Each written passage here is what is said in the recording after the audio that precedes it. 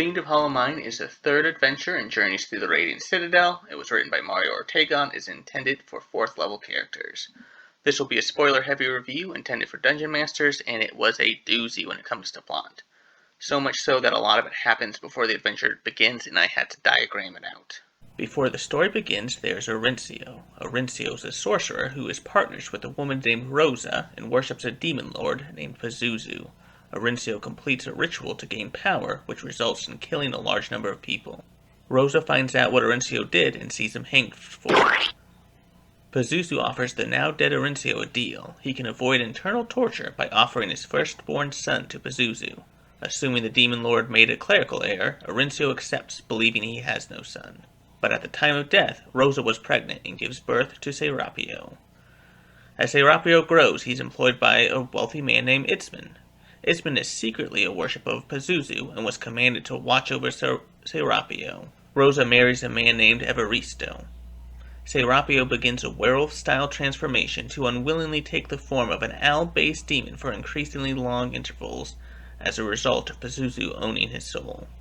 Elsewhere, a woman named Paloma is rebelling against the government, which is led by a council of 13. This council is called the Tracina and do not really become involved in this adventure. Serapio, in the form of a demon owl, kills Evaristo, then infects Paloma with a terrible disease. Meanwhile, during all of this, there's a skeleton named Rufina who's just vibing. Okay, now it's time for the players to enter the story. And while I'm not saying this is a bad adventure, I'm saying it is not the kind of adventure I'm looking for when it comes to anthologies. It doesn't really serve as a standalone.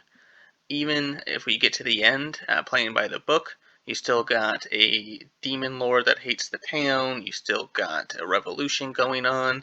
It seems very odd for the characters to just peace out, even if you do extend the adventure out to 2 to 4 sessions. So what I'm going to do is go through this story as written, and then I will go through the stories a lot slower as I ran it, with all my changes and thoughts. So players begin in Milpazul as they offboard from the Concord Gym. Here they are attacked by the world's worst bounty hunters, who are seeking a woman named Paloma. The characters are gently nudged in Paloma's side because the other side is trying to kill her. Inside Milpazul, once they fend off the bounty hunters, they learn several things. First of all, villagers teach them that there's a strange affliction that infects people at night and slowly kills them. They also meet a bartender named Rufina, who is a skeleton. Rufina's chill. They tell players that in San Citlan, sometimes the dead remain following the Night of Remembered. The Night of the Remembered is a celebration similar to Dias de los Muertos, but in the fantasy world, the dead come back and party with us, as featured in this art, which again is absolutely gorgeous. The third thing players learn is that Paloma believes the creature responsible for causing the affliction lives in Hollow Mine. She pays the party in gold and a ring of jumping to go hunt down and kill the creature, which she believes will end the affliction. With that, the party either decides to quit playing or they travel to Hollow Mine. Aren't all mines hollow? Yes, but this one doubly so. When they get there, they'll find Itzman and his thugs hanging around outside in the abandoned town. Itzman recommends they don't enter the mine because it's dangerous, but if they do, he blows up the entrance, causing a rock slide, trapping the players within. Why does he blow up the entrance to his own secret lair? I don't know. Maybe because he knows the PCs are protagonists. The mine is going to be a dungeon crawl where they first experience a broken elevator, travel down, battle a cult fanatic who worships Pazuzu and her ghouls. Then they go through, fight some jellies, eventually get to Serapio's quarters, where they discover Itzman has Serapio convinced that he's here to help, and is helping Serapio through the experiment on him. And finally, they go down to fight some dinosaurs, but not just any dinosaurs. These are skeletons. Once the party completes the dungeon, they will travel out. This path leads to San Citlan. Sand Salon is in the middle of the Night of Remembered, with lots of feasting, partying, dancing, and again, just great art. In San Lawn, they will have the clues to find Serapio's mother's house, where she drops a lot of exposition on them. Serapio has gone missing. The players will find Itzman there, and now know he's the one responsible, chase him through the parade, getting to see all the mystic and magical within the Night of the Remembered. Once they corner him and deal with him, they'll find that Serapio's hidden himself a abandoned metalworks factory for the final battle. The final battle will be against the owl-like creature, and if the players defeat him, the infliction is indeed over. They also have an option to save Serapio by separating the owl-like demon from him, but they'll probably end up killing Serapio. Alright, and so that is the adventure as it is. So when I did it, I made several changes. The first of which is I took out the bit with Orencio sacrificing his son's soul. I like people to have autonomy over their own souls, and that kind of doesn't really let the players have a satisfying conclusion. If Pazuzu is still out there, he still has the ability to cause this terrible disease, Serrano, upon the people of San Lawn. They don't really have any interactions with Pazuzu. So what I did was instead had Itzman, the rich guy, trick Serapio into selling his own soul to get turned into the Fiend.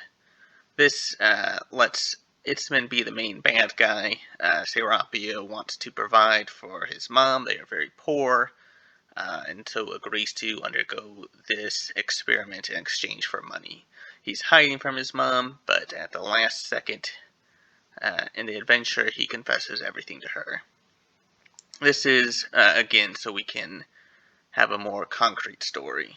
Next, I took those bounty hunters out from the beginning. It is not something that makes sense to me why bounty hunters would see a group of strangers and start firing. The book has them as thinking the players are rival bounty hunters or perhaps Paloma's defenders. They don't really know. So I do think it is a fun fight with the, ranged enemies, ducking behind walls, shooting the PCs from up afar. It really makes your melee creatures think different, and the more different types of fights you can have, the better.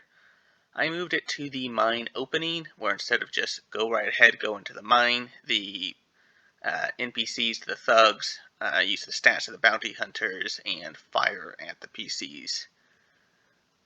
Also, I gave the enemies guns instead of longbows with the same stats because it felt so much more thematic. So instead at the beginning, you could have players just meet Paloma, saving people and gold. That should be enough motivation to get your players to undertake the adventure. One thing you can do, and I think you should do, is have Itzman come up sooner, especially if he's the big bad. Maybe he's there looking for Paloma and wants to duel. And Paloma's sick and asks one of you to go on her behalf. If you lose, and it's D&D, so getting shot just does like a D8 of damage, so you'll be fine. But if you lose, Paloma has to go with him, otherwise he has to leave. Maybe throw in some gold as an adventure. Again, gold is always a good motivator. Another change I made was at the start of the Hollow Mine, and I wanted to talk a bit about the Hollow Mine in particular, because this can be very deadly. A very lethal dungeon is great if you have players like mine who are very excited about the idea of death. I know, typical millennials. But if you run a game where death is more taboo and should happen less frequently, there should be some stuff you want to pay attention to. And the first thing is the elevator. It is very rusty, and anyone who treads upon it falls down all the way to the bottom. This takes 10d6 damage, which is enough to completely knock out or even kill some of your PCs. And once they're down there, it's very difficult to heal them, as they're 100 feet down. There's a roof on the elevator, so ranged healing doesn't work. And also they'll be fighting dinosaurs. Dinosaur skeletons, rather. So it's very deadly. The cultists and the ghouls aren't too bad, the slimes aren't too bad, the dinosaurs aren't too bad if they're fought one at a time. What my party did was have one player immediately fall down, the elevator get knocked out, then have two more players go down to attempt to rescue him as they've all fought against the dinosaurs and try to heal each other from death. The other two players ran around the passage, one falling down a secret trap here with a glyph of warding that opens the floor to fight the ogre jellies, one getting caught in fighting Teosin and the two ghouls. Teosin can paralyze, so he was up here basically taking hits while the fourth character ran away from the jellies to help fight the dinosaurs. The jellies came through, including plopping down the elevator to crash land upon the players. They had this great big fight here, basically aggroing every enemy at once. And the parties ran up to rescue the barbarian who was stuck fighting these three solo. It was a heroic effort, but ultimately two players died. It was great fun, and I think that really gives the dungeon a lot of strength. Going through room by room, fight is, happens a lot. And this kind of chaotic nature was a ton of fun, and I am impressed that they didn't TPK. Another change I made was in Teosin's room, had her focused on what turned Serapio into the owl creature. I think that is something that they're going for. They're also researching how to use the Night of the Remembered magic for evil, because some of the people who do die come back for good, like Rufina. The cultists want to harness that power to give themselves eternal life. That is one of their goals. I also like making Teosin a bigger part of the story, and even having Itzman in here too, I think is good. Because again, if they die, that's actually great. You don't have to worry about that ending the story. You can make sure that they have a very noticeable, cowboy hat or some very noticeable feature. And then when they do get to Night of the Remembered, hey, guess what? The dead come back. So Teosin and Itzman will be back there. I think that's a real fun twist to have to fight the big boss twice. Alright, and this is Serapio's room. Serapio has a lot of clues in there. Some of them point to Itzman, but again, I like Itzman to be known before this. Have Paloma talk about Itzman directly. And then he also has clues to his mother's house. That one's kind of a stretch that they expect players to see a picture of a house and then go find it. So when your players do get to San Sitlan, you may want them to just stumble upon a house that happens to look like that. If you want Donna Rosa to give that explanation and exposition. Alright, once they're there researching his stuff, as they travel to San Sitlan by the secret cave, they will attend the festivities. Donna Rosa can give the players a lot of background, which is great, but the other side of the coin is it can be a lot to dump on the player. So if you are going with the Orencio story, it doesn't really change the player's goals. They still got to kill the Fiend. But overall, the point is, hey, Serapio is not at fault here. Kind of give a bit more color to the final fight besides bad guy must die. This is his innocent guy who got mixed up into this. What do we do? Donna Rosa, of course, will beg the players not to kill Serapio. But that can be difficult.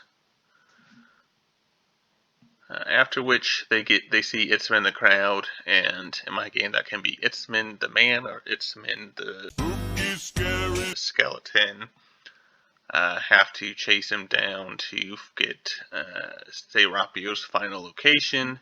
The book has the chase be very mechanical. There is a lot of Itsman starts 150 feet out. You go in order. There's certain obstacles. It is not something that I think is going to be the most fun way to play D&D, especially because it is going to probably have a character who's like, oh, I'm a Tabaxi monk, I catch him first round, and that's the end. This parade, this exciting festival of the Night of the Remembered, I think should feature more than that. And as written, you either catch them basically instantly or don't. You got a lot of magic spells, so I ran this as a skill check, which is basically you have to get so many successes before you get failures, and your players tell you what they do to, navigate the Night of the Remembered Festival quicker to catch him. Once they do, he reveals the final location, the abandoned metalworks rather. The final boss here is the Tlacatecolo, who is pretty difficult, especially if your players have not had any long rest since that dungeon crawl. It is a one monster battle, which can be pretty anticlimactic. Even at 4th level, your party's going to have really good abilities at making one enemy useless. So I did have Itsman join him in battle if Itsman got away, and they just had to track Itsman down using survival skills. But other than that, they will kill Serapio to end the curse. There was that way to save Serapio, but it is a bit odd. You have to either cure a disease or remove curse on him. That is a bit tricky to do because one, the players basically learn earlier that to cure Serrano, you have to cast that in direct sunlight, so they're not likely to waste an action doing it here. You can drop hints that it works, maybe in Teosyn's research, because it is going to be pretty fun if your players separate out Serapio from the Tlacatecolo and fight the Tlacatecolo separate, because then they have an interesting decision. They've stopped it, they've cured the disease, but Serapio's still alive, and Serapio's soul belongs to Pazuzu. Do they kill Serapio at this point, knowing that his soul still belongs to the Demon Lord, and theoretically, if they leave, this can just get started all over. Alright, time for final thoughts. Number 1, I like the Fiend of Hollow Mine, but there is a bit of scope problem. You'll either want to trim down a few things to make it a one-shot, or beef it up to make it a full adventure arc. Number 2, the Night of the Remembered is excellent. If you don't run this adventure, the festival is something you should definitely steal or adapt for your homebrew. Having some of the dead come back once a year has limitless potential, whether it be old enemies, old allies, or even old player characters. And number 3, the Tlacatecolo is hard to pronounce. Alright, that's been my review for Fiend of the Hollow Mine. I've been Sheptagon. Goodbye forever.